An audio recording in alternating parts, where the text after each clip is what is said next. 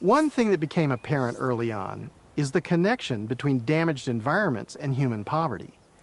In many parts of the world, there's been a vicious cycle. Continuous use of the land has led to subsistence agriculture, and generation by generation, this has further degraded the soils. The vital question we have to ask is, can this destructive process be reversed? When I first filmed Mr. Ta Fu-Yuen and his colleagues back in 1995, I had no idea this initiative could achieve such dramatic results.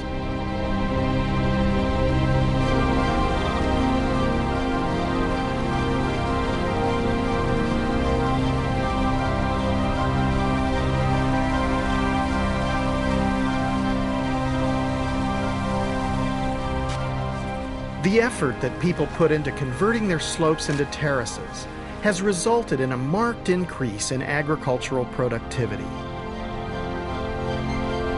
The higher yields are directly related to the return of natural vegetation in the surrounding ecological land.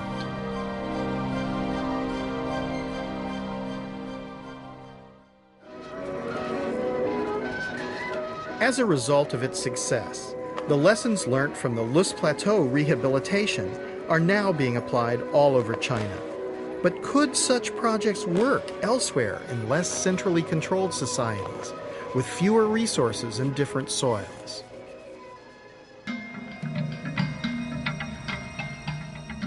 Ethiopia, perhaps more than any other country, has come to symbolize the vulnerability of humankind to environmental catastrophe.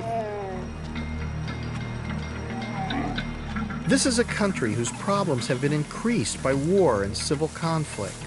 And now, human-induced climate change is predicted to make matters worse. As on the Loess Plateau, centuries of subsistence farming practices have stripped the land of natural vegetation. The dry gullies bear the scars of flash floods. These gullies are evidence of the enormous power of runoff during the rainy season. Without vegetation cover on the hillsides, when the rains come, the water doesn't soak into the ground but flows away in a flood. Then it's not available for agriculture during the rest of the year. This leads to drought and, famously for Ethiopia, famine. But just as I've witnessed in China, there is hope that the situation here can be reversed. Yeah, that root could survive? No. In just 6 years, Professor Legessa Nagash and local villagers have transformed a severely eroded terrain by planting indigenous trees and plants. Almost miraculously, a clear flowing stream has emerged where once there was a muddy trickle. How is it that it's possible for you to get the stream to flow throughout the year? It is because of the vegetation cover, which has been regenerating on this mountain.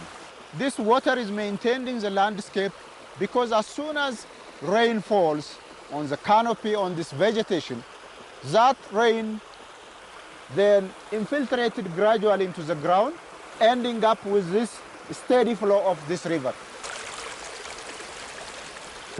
If we were to restore the vast areas of the planet where we humans have degraded the soils, just think what an impact we would have in taking carbon out of the atmosphere.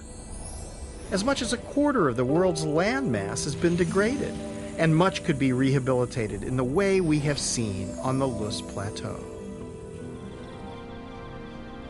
What we've seen in China, in Africa, and around the world is that it's possible to rehabilitate large-scale damaged ecosystems.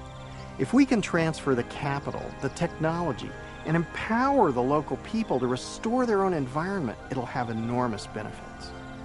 Restoration can sequester carbon, reduce biodiversity loss, mitigate against flooding, drought, and famine.